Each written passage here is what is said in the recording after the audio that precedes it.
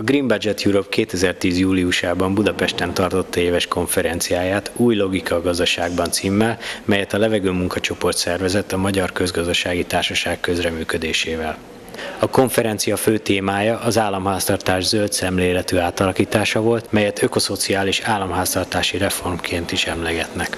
At this moment, we as society, we are undermining the environment, and we are doing that because when we buy something, a product or a good, we are not paying the real price for it. If we remove harmful subsidies, then society will look for more energy and resource efficient alternatives, and then the market itself will create a more environmentally sound consumption.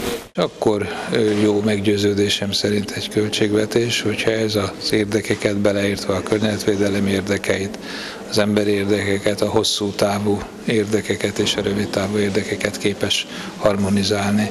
Well, fossil fuel subsidy reform has a lot of benefits to offer. This is very important for levelling the playing field for energy investments. It will help incentivize energy efficiency and increasing investments in renewable energies. It will reduce greenhouse gas emissions. Én úgy gondolom, hogy két területen van fontos feladatunk. Az egyik terület az, amikor a károkat okozók nem fizetik meg a költségeket, rájuk rá kell terhelni. A másik terület az, amikor bizonyos szektorok, társadalmi csoportok komoly pénzeket kapnak, és azokat nem kellene, hogy kapják, mert környezetkárosító tevékenységet folytatnak, és ezektől el kellene venni ezt a pénzt. Is that at the moment with the climate change challenge, a lot of countries are spending money to actually reduce emissions on the one hand, on the other hand they're subsidizing fossil fuel use, which leads to increased emissions. Given the current budget situation, this is something that is simply unaffordable. We can't continue to both subsidize emissions reduction and subsidize emissions. Well, I think there are two things that are very important. First, removing the subsidy will help the environment. And second, it's good for the finance ministries because they have more money, and that's very important in difficult times when budgetary rigor is such an important issue.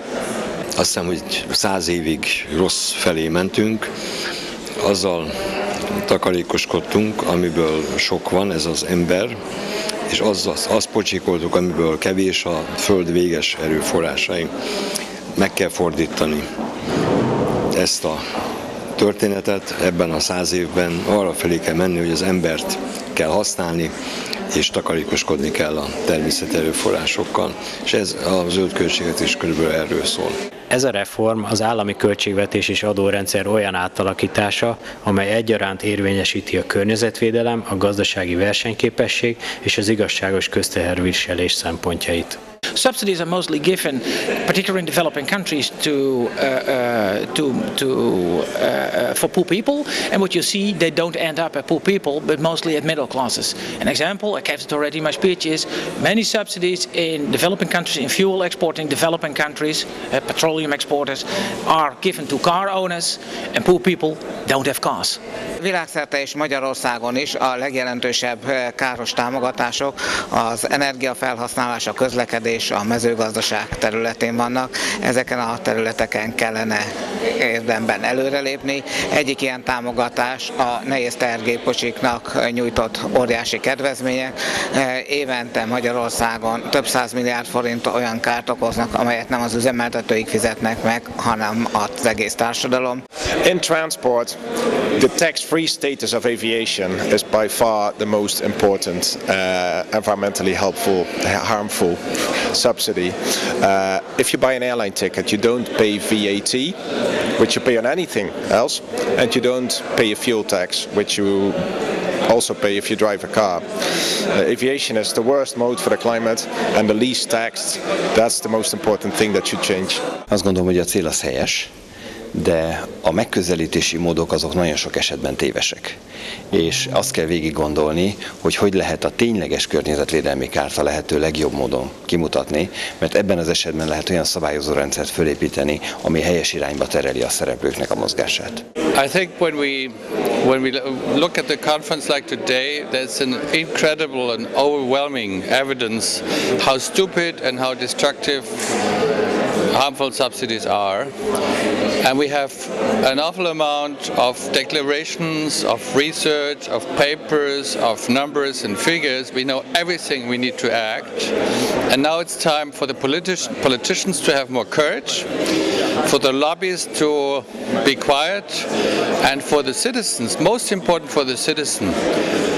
Each citizen also looks for subsidies, but in the end we all end up, maybe we get 4,000 euros per year for subsidies on average, but we pay 8,000, so we're making a very bad deal.